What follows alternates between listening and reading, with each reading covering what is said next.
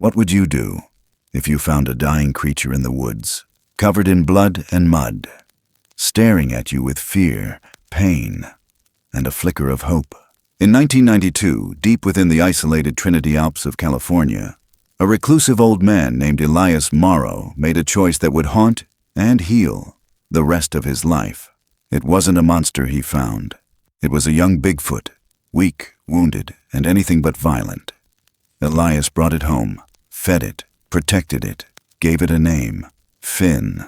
But the moment he saved it, something darker awakened. Massive footprints appeared outside his cabin. Strange knocks echoed through the trees. And then came the silent men, hunters with traps, weapons, and no mercy. This story is pieced together from Elias's forgotten journals, the only surviving record of what happened.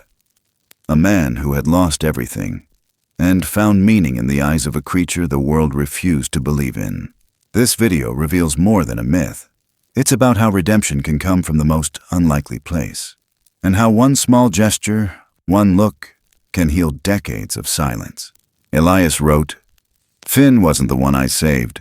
He was the one who saved me." The next morning, all that remained on his porch was a small footprint and a pine twig. You've never heard this story, and you may never hear it again. If you've ever lost something or someone, don't scroll away. You might just find a piece of yourself in this tale. October in Ash Creek Hollow didn't just chill the skin, it settled into your bones. By the time the wind started moving through the pines, it didn't matter how many layers you wore. You felt it deep down, like a voice whispering something old in your ear. That kind of cold wasn't about temperature. It was about memory. Elias Morrow pushed the flat-bottomed boat off the weathered dock with one slow grunt, the oar creaking as it dipped into the still water of Blackstone Lake. A gray, overcast sky hung so low it felt like it might fold over and swallow the tree line. Light didn't reach here in the usual way. It was always filtered, faded, like the world was stuck between seasons and no one had noticed but him. The boat moved quietly, slicing through the glass-like surface. He wasn't out here to catch anything in particular. A few trout, maybe. More than that, he was here to be alone. The lake never asked for conversation, never judged the silence. It simply held whatever you brought with you, and Elias brought a lot these days. Grief, mostly, and the dull ache of too many autumns that didn't change anything. He was drifting toward the marshy end of the lake, where the cattails grew in thick curtains and the air smelled like iron and rot. He usually avoided this part. The ground was soft, too soft, half land, half promised to swallow you whole. But something sharp and not quite right, cut through the hum of wind and water. A sound, not loud, not panicked, just there, like someone breathing through their last thread of strength. A low, broken rasp, almost human. He paused mid-stroke, listened. There it was again, faint, closer to the bank. He didn't speak. No, hello, no, who's there? He just turned the boat gently, oar sliding back into the water like a whisper, and started toward it. The closer he got, the more the air changed. Denser, heavier. The reeds gave way to something darker, a patch of mud slick as oil, sucking at itself. Then he saw it. At first, it looked like driftwood. A mound of wet, dark something curled near the edge. But then it shifted, moved, a twitch in the shoulder. A breath that sounded too much like a whimper. Elias stood in the boat, knees creaking, and steadied himself. His boots hit the water. Cold. Up to his thighs in 2 steps, waist deep by the 4th. He kept his eyes locked on it.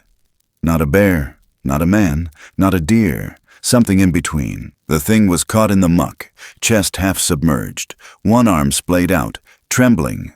Mud covered its entire back, matted against dark, tangled fur.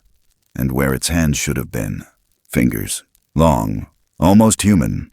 But the nails, black, cracked, curling like something that had crawled too far from whatever world it belonged to. Elias didn't hesitate.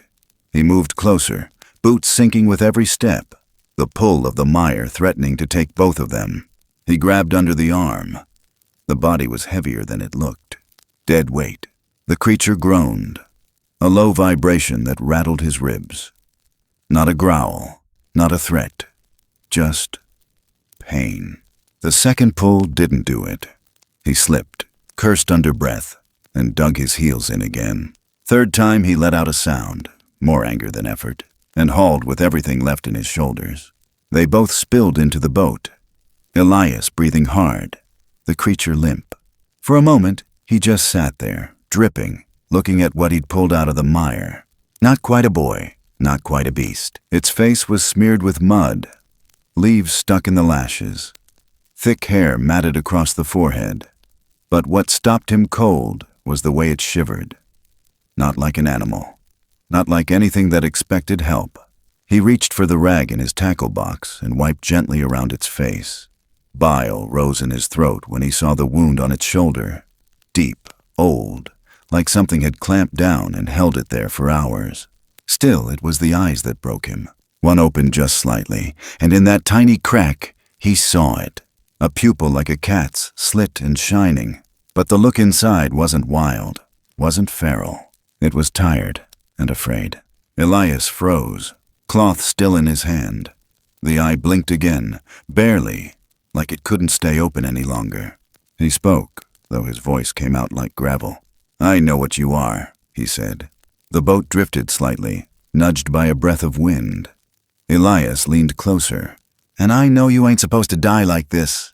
He looked out across the lake, to the trees that had stood longer than anyone remembered. He could feel something in them, watching, not with hate, not with anger, just waiting. He pulled his coat off and draped it over the creature. It didn't resist, didn't make a sound, just breathed, slow, labored. Elias sat back, soaked to the bone, but his heart beating louder than it had in years. He didn't know why he'd done it. Maybe it was instinct. Maybe it was something deeper. But he knew one thing. As the shadows lengthened and the fog began to slide across the water like a curtain, whatever this thing was, it wasn't supposed to die alone, and neither was he. The oar dipped again. The boat turned toward shore. A single ripple cut across the lake, vanishing into the dark. The trees whispered something he didn't catch. But he felt it like a promise. Something had changed, and it wasn't just him. The cabin sat like a leftover breath between the trees, half swallowed by fog and the wear of time. Its windows flickered gold in the dimming light as Elias shoved open the door with one shoulder, the weight in his arms making every movement tighter, slower. The creature, whatever it was, hung limp in his grasp, wrapped now in an old wool coat, soaked through and still cold as stone. He laid it down on the long pine wood table in the center of the room. That table had once been for carving meat, building toys, fixing lanterns. Now it was an altar for something neither dead nor alive, something that smelled like the forest's breath and time itself. He lit the kerosene lamp, its flame snapping like it too was unsure of what had just crossed the threshold. The fire in the stone stove was already glowing low, but he added 2 more logs, then crouched beside the thing sprawled before him. It didn't move, but it was breathing. He pulled the coat back carefully, hands steady, though every instinct in him was tightening. The mud came away in clumps, revealing thick black fur, coarse but thin in patches. One shoulder was torn open, deep, like metal had chewed through it. Whatever had done it meant to hold it there or tear it apart. Lower down, on its ribs, he saw the old burn marks, pink, jagged. Not from the fire of nature, but something worse. Controlled, repeated. He reached for a basin, filled it with warm water from the kettle, and soaked a rag. His hands moved like he'd done this before. Not on something like this, maybe, but in war. On men who bled out in snowbanks, whose eyes told stories their mouths never could. He cleaned around the eyes first. Gentle. The mud gave way to skin, thick, mottled gray-brown. The creature's eyelids twitched. Not fully awake. Not gone either. For a long while, the cabin held its breath with him. He stitched the worst of the wound shut. Not pretty, just strong. He wrapped the shoulder with strips of flannel. He rinsed the burn marks, touched them with a salve he'd made himself, pine tar and bear fat. Same stuff he used on his own frostbite years ago. It didn't flinch, but when he was done, he swore its breathing changed. Less like a fight, more like sleep. He pulled a blanket over it, then sank into the old chair near the fire. The storm outside was starting to thicken, wind threading its way through the chinks in the walls. The stovepipe howled once, low and distant. Elias didn't move. His body ached in all the usual places. But something else buzzed just beneath the surface. He watched the creature, watched the way its chest rose and fell, watched the way its fingers sometimes twitched like they were reaching for something in a dream. He thought of his boy. For the first time in months, the memory came sharp. Not just a picture, a moment. His son, Jesse, age 10, standing barefoot on that same floor, holding up a fish he'd caught himself. Grinning. Missing 2 teeth. Elias blinked. The fire crackled. And then the line between memory and dream shifted. He was outside, snow on the ground, trees thick around him like giants, watching. And there was Jesse, older now, almost the age he would have been. He was smiling, but not at Elias, at something beside him, a figure, tall, covered in fur. Not menacing, just present. Jesse reached out and took its hand. Elias jerked awake. The room was quiet. The fire had burned lower. His back ached from the chair. But something else was different. 3 knocks, even, measured, from outside. Not the door, not the window. From the tree line, Elias stood, moved slow, quiet. The knock didn't come again. He opened the front door just a crack, cold air slithering in like a second thought. The trees were shadows now, unmoving, silent, but he'd heard it. 3 even raps, not wind, not animal, like a signal, like Morse. He shut the door, turned back toward the creature. It hadn't moved, but somehow he felt like it knew that whatever was outside, watching, wasn't just here for him. He stepped close, sat on the edge of the table, looked down at it in the flickering light. Its breathing was soft, almost peaceful. He reached out, rested his hand lightly on its unbandaged arm. The fur there was coarse, the skin warm. He wasn't sure what he was looking for. Reassurance, maybe, or permission. But in that moment, he wasn't thinking of monsters or legends or things that crawled out of the woods to die on a man's doorstep. He was thinking about forgiveness, about all the things he'd never said to Jesse, about the silence that came after loss, and how heavy it got over the years. He whispered something, barely audible, just words, into the fire, into the dark. "I reckon I didn't save you." He looked up at the creature. "But maybe I was meant to find you." It didn't respond, but it didn't have to. In that room, half wood, half memory, something had shifted. The air was still heavy. The wind still howled. But the silence had changed shape. It wasn't empty anymore. It was waiting. And Elias, for the first time in a long damn while, didn't feel alone. Not quite. The knocks wouldn't come again that night. But neither would the quiet go back to what it was, because something was out there. And now, something was in here. And maybe, just maybe, they weren't strangers. Not entirely. They were pieces of something that had been broken a long time ago and had finally begun to remember how to fit together. By the time the second frost came, the creature had begun to breathe without struggle. Its bandages, changed every morning by Elias with a gentleness that surprised even himself, no longer bled through. The swelling along its ribs had gone down. It still hadn't moved much, but its eyes were open more often now, following him around the cabin with a quiet, unreadable stare. Not fear, not trust either. Something between. Elias didn't speak to it at first. Words had never come easy to him, not even back when there were people to talk to. But silence had weight in it. and the creature didn't break it, just watched, still, unmoving, almost like it was waiting for something.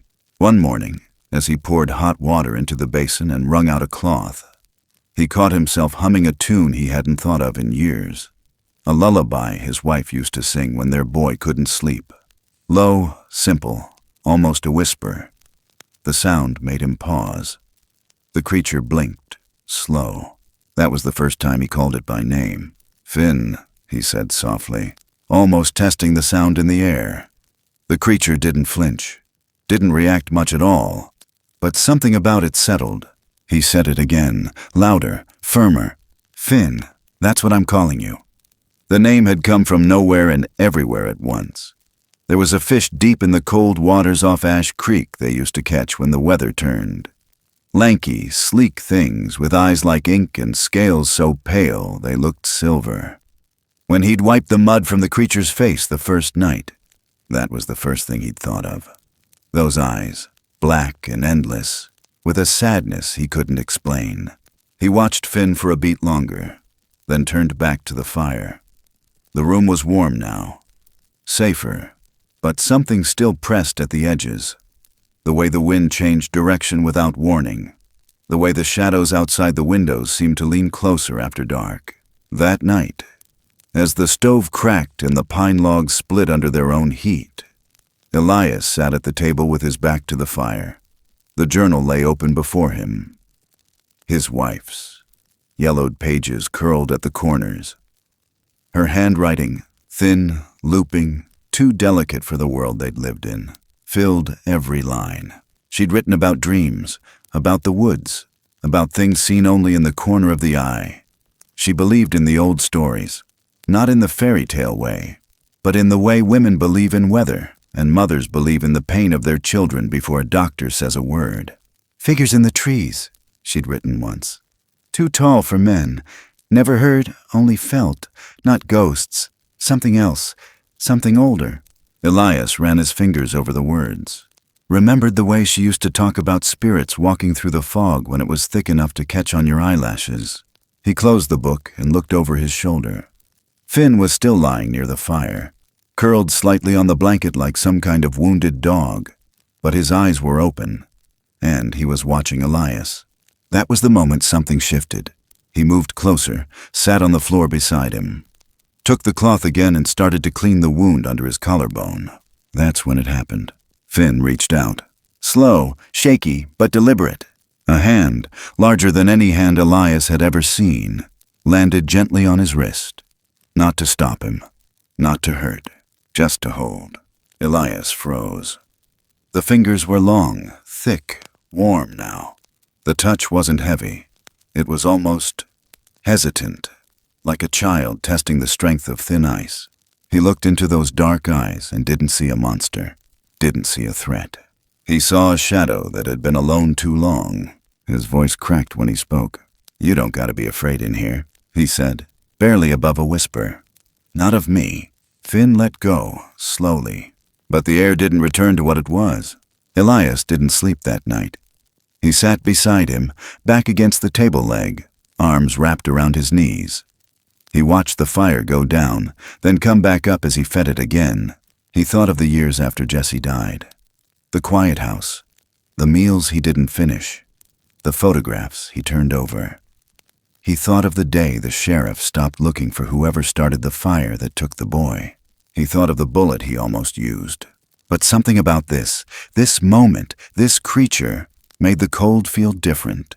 Not gone, just not winning. Just before dawn, when the wind picked up again and the walls moaned in reply, Elias whispered, more to himself than to anyone else, "I've been left behind too." And Finn, still barely awake, made the faintest sound in the back of his throat. A hum, a breath, a noise not meant for human language, but filled with something deeper. Grief, recognition, something like home. The wind rattled the door once more, but this time Elias didn't flinch, not anymore. The first sign was the silence. Not the kind Elias knew, comfortable, lived in, but something heavier, thicker, like the woods were holding their breath. Finn had started walking on his own, Not far, not fast.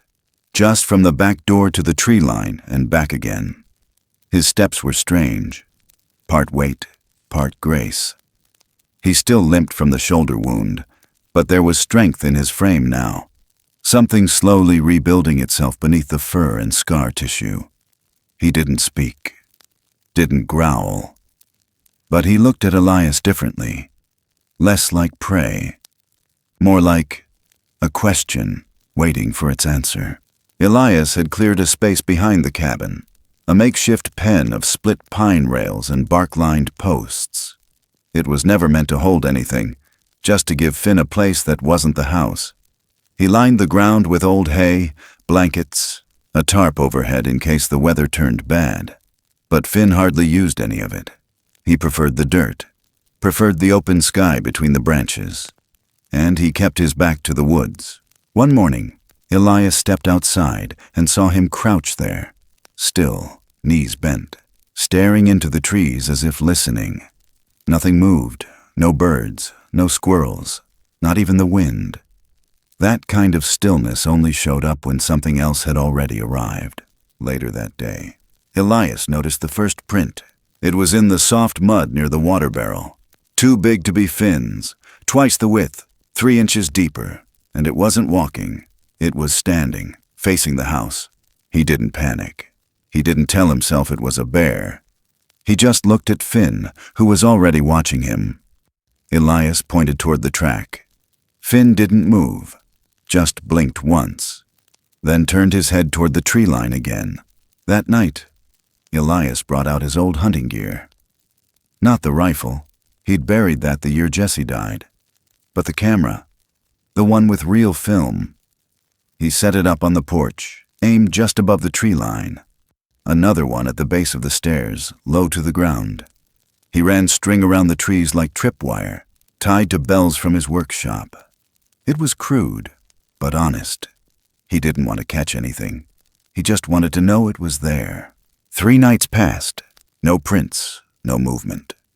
The film came back blank. But on the 4th morning, the bell at the north tree line was hanging crooked, like something had touched it. Not hard enough to make noise, just enough to let him know. The next roll of film told the rest. It was blurry. The light was weak. But in the far left frame, standing just beyond the edge of the cabin's glow, was a shape. 9 feet tall, maybe 10, covered in dark fur, shoulders like split trees, legs rooted deep in shadow. The eyes, 2 pinpoints of burnished red, stared dead into the lens. Not angry, not scared, just waiting. Elias looked at the photo for a long time before he showed Finn. He didn't say anything, just laid the picture down in front of him on the old wood table. Finn didn't touch it, but his breathing changed. He turned, walked to the door, and didn't look back for almost an hour. That evening, Elias found the drawing. It was smeared in mud on the inside of the cabin door. Not just a mess, shapes, a tree, lopsided but clear. Beside it, 2 figures, one small, one enormous. The big one had a hand over the smaller one's shoulder. Below that, a 3rd hand, smaller, reaching up. Elias touched the dried earth with his fingertips.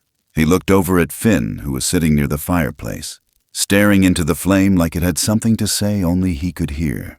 "She's out there," Elias said quietly. "Ain't she?" Finn didn't respond, but Elias didn't need him to.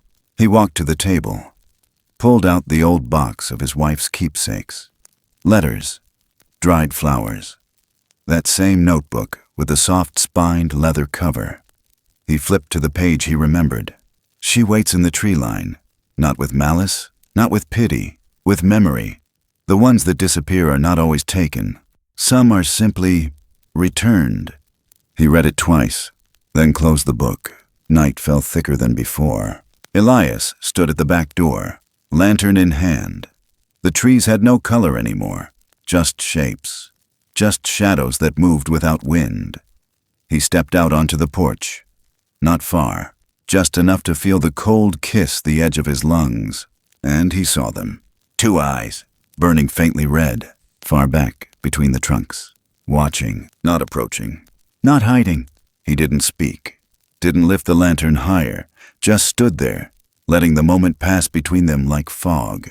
When he turned to go back inside, Finn had already drawn something new on the door. Another tree. Same large figure, same smaller one. But this time, the smaller one had a line drawn to the cabin, and beside that, a handprint. Muddy, wide, unmistakably human. Elias stared at it for a long time. He walked over, sat beside Finn, voice low. "You ain't alone anymore. Not here. You hear me?" Finn turned his head just slightly. Elias placed his hand next to the muddy print. Smaller, faded, but steady. "I know what it's like to wait for someone that never comes." His voice cracked. Just a little. "But sometimes they do." The wind rose again, brushing across the roof like fingers on old tin. But it didn't sound like it used to. It didn't sound like loss. It sounded like breath, like presence. Something patient, something that never left. Not really. And as Elias closed the door, his hand still warm from touching mud, he felt it. That quiet thread tying one shadow to another. Something was still watching. But this time it wasn't waiting to take.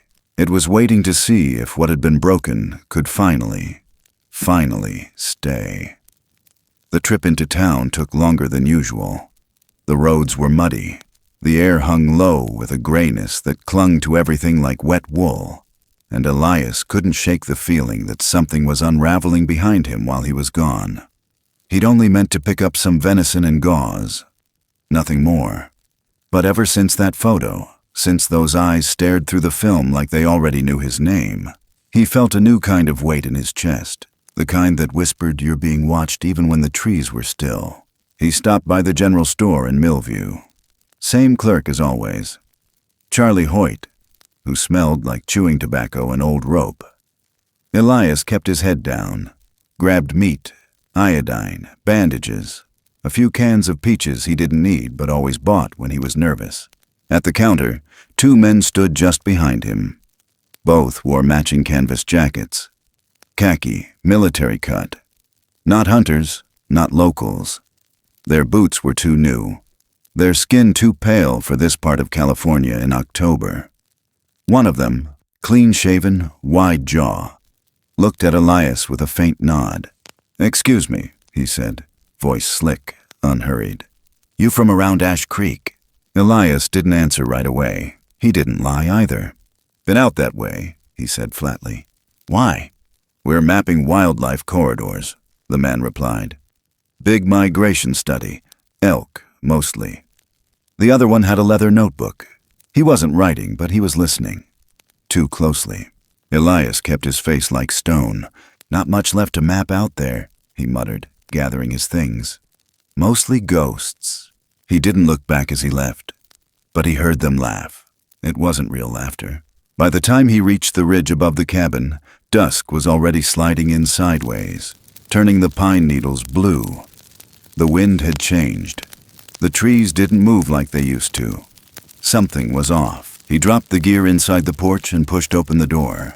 The cabin smelled like wood smoke and something sour. He paused, scanned. Nothing broken. Nothing missing. But the air was wrong, pressurized. Finn wasn't in the pen. Not in the corner by the fire. Not in the shadows under the table. Elias knelt, and there he was, hunched beneath the floorboards, barely breathing, shoulders tight, face buried in the curve of his arms. He looked up when Elias whispered his name, and Elias saw the panic in his eyes. Not fear. Terror. Elias didn't ask questions. He moved fast. He yanked open the old rug, pulled the trapdoor hidden beneath, and gestured down. Finn hesitated, then crawled inside. It was the old root cellar. Built decades ago when winters were brutal and snow could trap a man in his own house for weeks. Back then, Elias had stocked it with jerky and grain. Later, he'd used it for tools. After Jesse died, it became a graveyard of forgotten things. Now it would be something else entirely. He closed the trap door and rolled the rug back over, then just sat there, hand on the floor, waiting for the heartbeat to return to the room. He remembered 1978. The avalanche that swallowed the east slope. The way he'd carried Jesse's body through 3 feet of snow and hid it in that very cellar, hoping someone, anyone, would come help dig the boy out from time's hold. No one came. Now someone else was hiding down there, and Elias wouldn't make the same mistake twice. That night he didn't sleep. He didn't change his clothes. He just watched, listened. At some point past midnight, the fire died low. He went to throw on another log, and that's when he saw it. The back wall of the cabin, carved into the wood with something sharp and deliberate, was a single sentence. A sentence written in jagged English, slanted like a knife in winter. "Return what is not yours." Elias stared at it for a long time, not because he didn't understand, but because he did. He touched the groove in the wood, fresh, still splintering, no sign of forced entry, no sound. Whoever, or whatever, wrote it had come and gone like wind under a door frame. He reached for the rifle, stopped himself. Then he walked to the wood stove, opened the lid, pulled out the journal, his wife's, and for a long moment, just held it. The pages still smelled like cedar and lavender oil. He looked at the photo still tucked inside. Jesse, age 11, covered in mud, holding a slingshot, grinning like he had no clue life could run out. Elias struck a match, held it over the paper, and dropped it in. The pages caught slow, then fast. A sudden orange bloom in the darkness, hungry and final. He watched until the flames chewed the last corner of her handwriting into ash. Then he whispered something he hadn't said out loud in years. No more. He stood, breathing heavy. His hands shook. Not from fear, from something older, conviction. He walked to the trap door, knocked twice, the way they had, out by the tree line. The door creaked open. Finn blinked up at him, eyes glassy but sharp. Elias reached down and offered his hand. "We're leaving," he said. Finn took it. They climbed out of the past together, and into something far more dangerous, but maybe for the first time, not alone. The air outside had stilled. Too quiet. But Elias didn't hesitate. He started packing, because whatever came next, whatever watched from the woods, wasn't going to wait. The old root cellar smelled like cedar dust and something older, earth that remembered too much. Elias hadn't been down there in over a decade.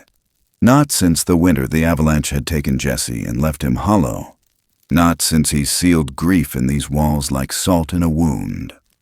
Now he stood in the doorway again, lantern light brushing against stone and dirt, and it felt different. Not safer, but necessary. Finn had taken to the space like he remembered it, as if the dark didn't bother him, only the noise of the world above. He hadn't made a sound since the 2 men came sniffing around, not even a breath too loud. He just crouched there in the farthest corner, watching, waiting, like the woods had taught him patience. Elias left food, water, never asked questions. That morning he came down early, the cold biting at his fingers through the gloves. Finn was awake, his back to the wall. But when Elias set down the tin of stew, he saw it. The wall behind him wasn't bare anymore. It was covered in drawings. Not scribbles, not nonsense, stories. He stepped closer, slowly, lantern raised. The first image showed a man. Simple, a stick shape with a block for a head, and something that looked like a rifle slung across one arm. Next to him, another figure, larger, upright, broader shoulders, fur drawn in with soot or dirt, shaded thick. Between them, a fire, tall flames licking the air, and, above it, 2 smaller shapes, half-formed, caught in the smoke. Elias felt his chest tighten. Finn didn't look at him, just stayed still. The next panel was rougher, like he'd scratched it in haste. A loop, a rope, and inside it, the large figure, held down. Arms out, mouth open. A tiny figure beside him with something jagged in its hand. Below it all, a smear of black. Elias sat down slowly, knees popping. "You were caught," he whispered. "You saw him die." Finn blinked, then picked up a rock and began to draw again, right in front of him. This time, it was simpler. a line for a tree, a shape curled behind it, small, thin, and across from it, a cabin. Elias swallowed, hard. "You ran," he said. "You got out, and you found here." Finn finally looked at him. Not long, not deep, just long enough. Elias leaned back against the stone wall, the old ache in his shoulder throbbing from the cold. But he didn't care. His voice dropped to something quieter than prayer. "They took something from you." Finn shifted. His fingers curled around the edge of the stone, slow and tense. He didn't nod. He didn't need to. Elias stared at the drawing again. His own memories began bleeding up through it. Charcoal smoke, voices on the wind, the way a scream echoes longer in the forest because the trees never forget. He thought about the men in khaki, their 2 clean boots, their notebooks that didn't belong out here. They weren't just curious. They were finishing what somebody else started. Later that night, as the wind picked up and the old timbers groaned above them, Finn curled closer to the wall. Elias stayed near, shoulder against stone, blanket pulled over both of them like they were hiding from more than cold. Finn didn't sleep right away. He kept watching the ceiling, as if he could hear something moving up there, as if he knew they weren't alone in these woods anymore. Not truly. Then, in the hour between midnight and morning, a sound floated down. Not footsteps, not voices, but a howl. It started in the far west, over Ridgeback Bluff, and echoed across the valley in waves. Low, long, with something mournful wrapped deep in its core. Then came a second, east, and a third, north. Elias held his breath. The fourth was closest, south. Barely a mile, maybe less. It wasn't angry, but it wasn't calm either. It was calling. Finn sat straight up, eyes locked on the ladder that led out. Elias moved fast, putting a hand on his shoulder. Finn flinched but didn't push him away. They waited. When the silence returned, it came all at once, like the forest had swallowed its own voice. No owls, no wind, nothing. Finn exhaled through his nose. Slow, measured. Elias knew what was coming next. The question was never if, it was when. And now it was how soon. The next morning, Elias found him already up, crouched near the hatch, breathing deep like a runner at the edge of the track. Elias didn't speak. He just watched as Finn climbed the ladder and stepped out into the pale light. The clearing was quiet. The pen still stood, but the frost had deepened, white over every rail, every nailhead, even the dried blood stain near the cabin wall that still hadn't washed away from the day Finn was first found. Finn walked to the edge of the trees and stopped. There, just past the broken stump, stood a shadow. Broad, still, taller than Elias had guessed anything could be. Finn didn't run, didn't cry. He walked forward, then paused, and looked back. Elias stood on the porch, coat open, steam rising from his breath. He didn't wave. He didn't call out. But his chest ached in a way it hadn't since the day he buried his boy. Finn stepped toward the figure in the trees, then, without warning, turned back and reached out. Palm open, fingers loose, toward Elias. Not to say goodbye, but something else. Something that cracked the frost underfoot. Elias stepped down, met him, and placed his hand gently into that enormous palm. Finn closed it around him, careful, like holding a memory that had taken too long to come home. No words passed. None were needed. In that moment, in the quiet breath between loss and return, Elias let go. Of grief, of guilt, of everything he thought would bury him. And as the two of them stood there, one born of man, the other of a myth, something old stirred beneath the soil of Ash Creek Hollow. Something that hadn't died, only waited. The air shifted before anything else did. Not wind, not scent. Just that quiet, almost imperceptible drop in pressure you feel right before a storm breaks. Like the world's holding its breath for what it knows is already on the way. Elias felt it first in his chest. Tight, heavy. The kind of warning that didn't need to make a sound. By the time the bird stopped singing, he was already moving. He didn't speak. just reached for the satchel under the workbench, opened the rusted toolbox, pulled the old stick of dynamite wrapped in wax paper. One left, from the winter after '82, when they thought the mine on Larkspur Ridge might collapse. He never used it then. Wasn't sure he'd ever use it now. But this wasn't the kind of night where you made guesses. Finn stood near the back wall, ears up, eyes locked toward the trees like he could see through every pine needle and knot of bark. He hadn't said anything since the night before, but Elias could feel the charge coming off him like static. His breath was slow, focused. He wasn't scared, not this time. The first shot cracked the stillness around 3:12 a.m. A muffled pop, not a hunter's rifle. Something suppressed, controlled. They were here. Elias killed the lantern and moved fast, the old adrenaline kicking in like a ghost waking up. He touched Finn's arm. Finn nodded once, then dropped to all fours and slipped out the back, quiet as a shadow. The cabin creaked. The wind rose, but the trees didn't move. He heard them before he saw them. 2 boots crunching soft underbrush just past the clearing. One set moving in a straight line, the other wider, circling. He'd seen this before. Iraq, 71, clearing a compound, 1 man forward, 1 man wide. He grabbed the wire from under the floorboards, stretched it tight across the entry path, knee-high. Then he waited. The first man didn't fall for it. He saw the glint in the moonlight, cut it with a knife.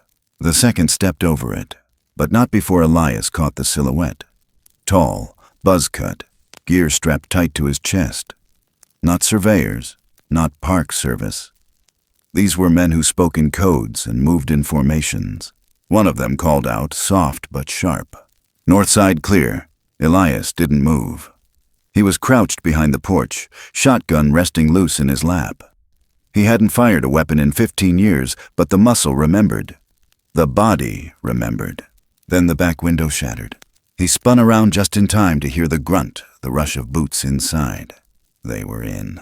He lit the fuse, counted 3 beats, then tossed the dynamite through the kitchen window. The blast didn't collapse the house. He hadn't wanted that. Just a flash, fire, a message. He ducked, waited for the roar, the light, then rose, rifle aimed. The man nearest the porch stumbled out, face scorched, eyes wide with something that wasn't pain, something closer to, what the hell are we dealing with? That's when the scream cut through the trees. High, ragged, and human. Not Elias, not Finn, one of theirs. Dragged into the dark. Elias didn't chase. He didn't need to. Something else was handling it. He turned back and saw Finn crouched behind the cabin, breathing hard, hands still trembling from whatever he'd done, or whatever he'd called. The men didn't regroup. They ran. They didn't shout, didn't fire back. They just bolted into the woods, heads low, shoulders high, as if something bigger than bullets was chasing them. Elias watched the last one disappear down the trail. Then everything fell silent again. The cabin was burning now. Not all of it, just enough. He stepped inside, let the smoke sting his eyes, picked up the last of his wife's notebooks, the photo of Jessie, and stepped back out. He laid the rest on the floor, lit a match, and let it all go. The flames weren't angry.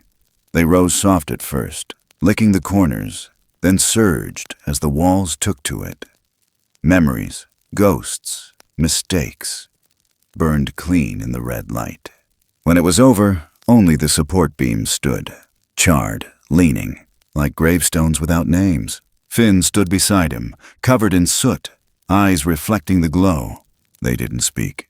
But Elias reached into his coat, pulled the carving knife he hadn't used since the day TheWatcher appeared, walked to the last standing post, and began to carve.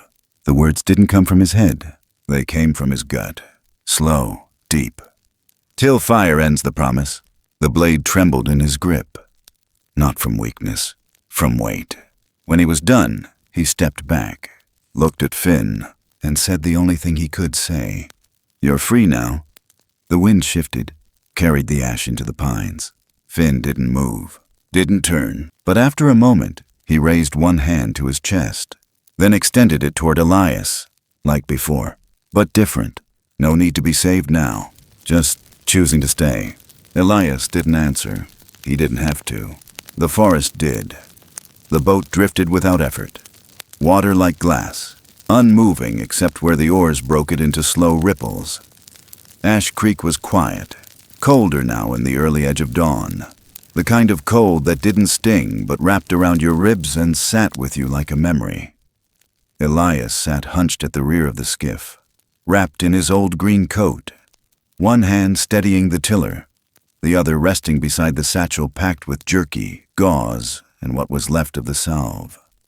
Across from him, Finn sat cross-legged on the planks, still, not shivering, not blinking much either. Neither had spoken in over an hour. They'd left the cabin, what remained of it, just after midnight. A smoldering pillar marked the place where so many things had once lived. Elias didn't look back. He didn't need to. The silence between them had shifted in the last 2 days. It wasn't about fear anymore. Wasn't about hiding. It was something like peace, but not soft, not gentle. It had teeth. Finn turned his head as they passed the bend in the creek where the reeds grew taller than a man's shoulder. The fog sat low there, hugging the surface like breath caught in prayer. Beyond the bend, the land changed. Trees grew sparser, hills pulled back, and the water split, opening into the Ash River, the last threshold. Elias guided them in without speaking, the boat nosing into the shallows until the current took over and drifted them toward the far bank. The sun hadn't risen, but the horizon had light in it. Pale, soft, too early to call gold. Just enough to see the faint break in the tree line. Something waited there. Elias saw it. Not all of it.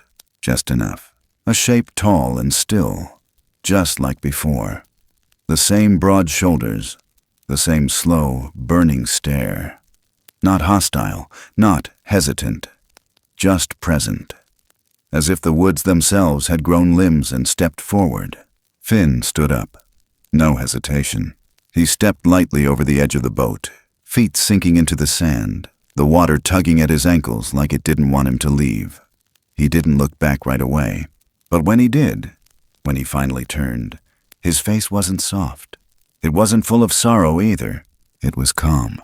Finn reached up and placed one hand on his own chest, fingers spread wide, held it there, then slowly extended that same hand outward. Fingers curled slightly, pointing directly at Elias. No words, just that. Elias stared. Something cracked in his chest. Not sharp, just old. A slow fault line that had waited years to split. He raised a hand in return, but not in farewell. He didn't wave. He didn't call out. He just pressed his palm to his own heart and nodded once. That was all. Finn turned again, walked up the slope, and into the trees. The shape, the watcher, waited. As Finn reached her, she stepped back. Not as retreat, but like making room. Then the trees swallowed them both. Elias sat still for a long while after that. Let the boat drift sideways in the reeds. His hands stayed loose. His eyes never blinked. The wind moved once, slow, gentle, like fingers combing through the tops of the grass. Eventually, he rowed back across. The walk home was quieter than the creek. When he reached the porch, what was left of it, he didn't stop to light the fire, didn't boil water. He just sat on the steps, let the cold settle in like company. Sometime after dawn, maybe an hour or more, something new caught his eye, lying just beyond the steps. A bundle of fresh green grass, tied with a cord of twisted bark. Beside it, a stone, smooth, gray, thumb-sized, and carved into its flat face, faint, shallow, but there was a single print, a hand, not human, but not quite beast. Elias stared at it for a long time. He didn't smile, didn't weep. He just exhaled, long, deep, like something he'd held too long had finally left him. The sun climbed slow over Ash Creek Hollow. The shadows stayed where they were, and Elias whispered into the quiet. I've lived long enough to know there are thank yous that don't need saying. Then he leaned back against the wall, closed his eyes, and listened to the woods breathe. Some stories aren't meant to echo loudly. They settle in like quiet snow, melting slowly into the cracks of the soul, where real change always begins. This was never about monsters or myths. It was about what we carry and what we choose to lay down. About the weight of old grief and the rare grace of being seen again, truly seen, after we've stopped believing it's possible. There are moments in life that don't announce themselves with thunder. They arrive in silence, in the rustling of trees, in the stillness after fire. Sometimes the greatest courage isn't found in fighting, but in choosing to stay, to forgive, to open the door to something we don't understand and love it anyway. That's where healing begins, in the unspoken pact between strangers who choose not to be strangers anymore. This story is about survival, yes, but not the kind measured in scars or battles won. It's about the soft, fierce resilience of connection, about the redemption found when one heart reaches for another, not to ask for anything, just to say, I'm here, I see you, you matter. And in the end, maybe that's all we're really looking for in this world. Not answers, not miracles. Just the small, steady truth that someone stayed. That kindness wasn't wasted. That pain had a place to be laid down and left behind. We all walk through our own forests, quiet or burning, empty or watched. And most of us are just trying to find our way through. If this story found you where you are, maybe it was meant to. Maybe there's something waiting in the stillness, something ancient and tender and strong, whispering, you're not alone.